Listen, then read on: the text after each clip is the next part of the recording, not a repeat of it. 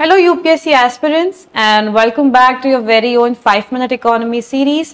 and आज के episode का टॉपिक है जो कि बहुत अंडररेटेड टॉपिक है but it's a very high yielding one, that is the concept of base year and why India keeps changing it. Plus will also meet the 3 data trio जो कि है MOSPI, CSO and NSO।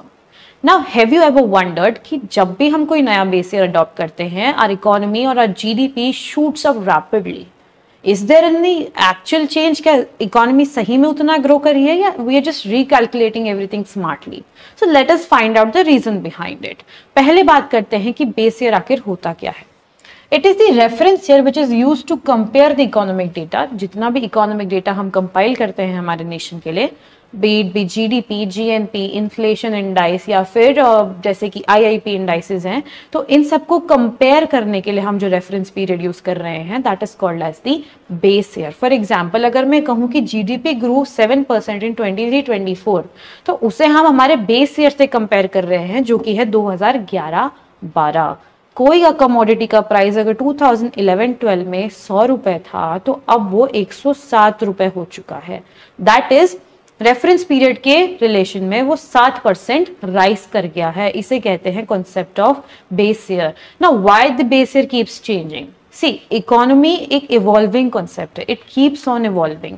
जो चीजें पहले relevant थी वो आज relevant हो ये जरूरी नहीं है। देयर वॉज अ टाइम जब लोगों की कंप्लीट सैलरी 500 रुपए हुआ करती थी एंड वो अपना घर खर्चा 10-20 रुपए में निकाल लेते थे and they used to save also after that. But अगर आज मैं ये सेम स्टेटमेंट बोलूंगी तो वो बिल्कुल भी रेलेवेंट नहीं है। 500 रुपए की उतनी वैल्यू ही अब नहीं रही है। तो इसलिए इकोनॉमी की नीड्स को अलाइन करने के लिए हम हमारे बेस ईयर को भी रिवाइज करते रहते हैं। तो ब्रॉड रीजंस जो हैं रिवीजन के, इट इंक्लूड्स पहला, टू इंक्लूड न्यू सेक्टर्स। जितने भी नए सेक्टर्स इवॉल्व होकर के आए हैं, चाहे फिर वो IT इंडस्ट्री हो, डिजिटल इकोनॉमी हो, स्टार्टअप्स हो, सर्विसेज हो, इन सब सेक्टर्स को इकोनॉमी में इंक्लूड करने के लिए हम हमारे बेस ईयर को रिवाइज करते हैं। Second, to update the prices, consumption patterns and technology. हर कमोडिटी की प्राइस भी चेंज हुई है, हर कमोडिटी का कंजम्पशन पैटर्न भी चेंज हुआ है and the technology that we are using it is also changed. एक टाइम पे आपको 1 रुपए का पेन मिलता था, आज वही पेन आपको 10 रुपए में मिलता है। प्राइस अपडेट हुई है। एक टाइम पे लग्जरी गुड्स का कंजम्पशन इतना नहीं था but now the gift and veblen goods are highly demanded. That means लोगों का कंजम्पशन पैटर्न बढ़ चुका है।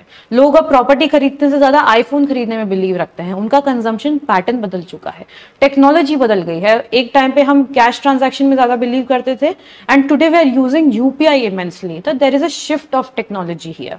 तो इन सब चीजों को अपडेट करने के लिए हम हमारे बेस ईयर को रिवाइज करते हैं। And the third reason is to align with the international standards.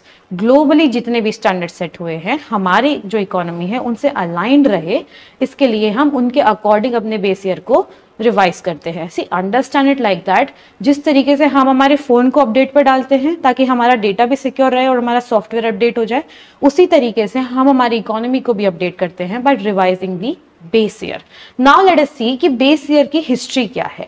आज तक कितनी बार बेस ईयर चेंज हुआ है, what has been the timelines of it, आगे हम किस तरीके से चेंज इसको करना चाह रहे हैं। तो अगर हिस्ट्री के बारे में बात करें, सबसे पहला जो GDP एस्टिमेट आया था वो 1949 में आया था, जो मिस्टर PC मालरोमिस ने दिया था।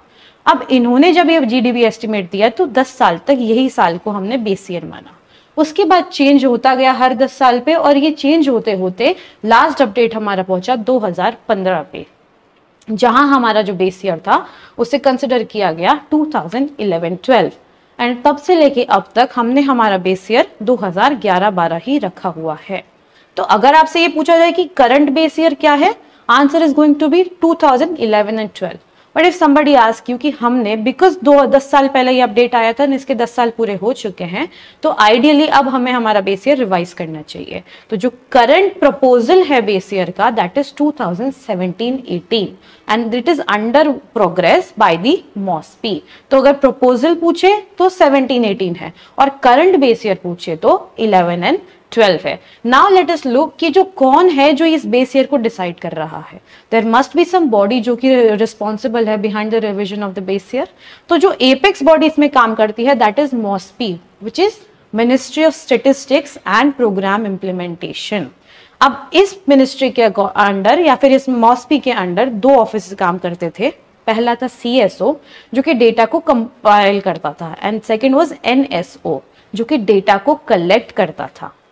एक बॉडी थी जो डेटा कलेक्ट कर रही थी और दूसरी बॉडी थी जो डेटा को कंपाइल कर रही थी। लेकिन 2019 में हमने इन दोनों ऑफिस को मर्ज करके एक सिंगल ऑफिस बनाया जिसका नाम है NSO, that is national statistical office. अब यही एक ऑफिस डेटा को कलेक्ट भी करता है, कंपाइल भी करता है और लास्ट में पब्लिश भी करता है। तो जितने भी सारे फंक्शंस थे वो एक ही बॉडी में ट्रांसफर कर दिए गए, and there was this single office which is NSO। तो NSO कुछ नहीं है, it is just CSO plus NSSO, दोनों को मिला के एक बॉडी बना दी गई। अब देखते हैं कि NSO के फंक्शंस क्या हैं। तो 3 मेजर फंक्शंस है, वो डेटा को कंपाइल करेगा, GDP, GVA, GNP सबको कैलकुलेट करेगा, देन उसको कलेक्ट करेगा, कंडक्ट करेगा सर्वेस को, अनएम्प्लॉयमेंट सर्वेस को, हाउस होल्ड सर्वेस को। तो जितने भी सर्वेस हम कंडक्ट कराते हैं टू कलेक्ट द डेटा वो भी इसके फंक्शन के अंडर आते हैं। और तीसरा पब्लिश करेगा, जैसे कि index of industrial production, consumer produce index, जैसे कि CPI, WPI, IIP, जितने भी पब्लिश करने वाले इंडेक्सेस हैं उन सबको भी यही इंडेक्स पब्लिश करता है। कट। अब देखते हैं कि what are the functions of NSO। तो NSO के ब्रॉडली 3 फंक्शंस हैं। पहला, वो डेटा को कंपाइल करता है, सेकंड वो डेटा को कलेक्ट करता है, एंड लास्ट में उस डेटा को पब्लिश करता है। GDP, GVA सबका कैलकुलेशन करेगा, कैलकुलेशन करने के लिए पहले सर्वेस कंडक्ट करेगा, तो डेटा को कलेक्ट करेगा और लास्ट में इसके कंक्लूजन को पब्लिश करेगा, which is in the form of IIP, CPI, WPI, और भी कोई जो भी इंडेक्स है जो वो पब्लिश कर रहा है। एंड चौथा फंक्शन होता है अपडेट करना बेस ईयर फॉर एवरीथिंग। देखो, हर डेटा का बेस ईयर हम सेम रखते हैं ताकि हमारे डेटा में अलाइनमेंट हो, तो हर इस डेटा के बेस ईयर को अपडेट करने का काम भी NSO के पास ही होता है। Now because data is power in economy, तो NSO ये इंश्योर करता है कि जो इंडिया का स्टेटिस्टिकल डेटा है वो ग्लोबली क्रेडिबल रहे। So this is the major function of NSO। Now let us see कि पीरियोडिक रिवीजन किस तरीके से होता है। आइडियली देखा जाए तो 5 से 10 साल पे आप अपने बेस ईयर को रिवाइज कर देते हैं, इसीलिए 2015 में लास्ट हुआ था और हमने 2025 में से प्रपोज किया गया। हाल फिलहाल सबके लिए एक ही बेस ईयर रखा गया है, दैट इज 2011 एंड 12। क्यों सेम रखा गया है? ताकि डेटा अलाइन हो कंसिस्टेंसी के लिए, इसलिए हमने सबको सेम ही रखा है, दैट इज 11 एंड 12।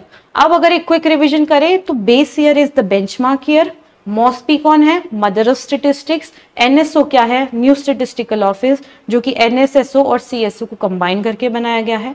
फंक्शन तीनों ये करता है, कंपाइल करना, कलेक्ट करना और पब्लिश करना। देन 2000 जो 11-12 है ये है हमारा मैजिक ईयर, हमारे हर डेटा का जो बेस ईयर है it is 2011 and 12। Now I hope you like the lecture and you're very clear about what base year and what is a base year.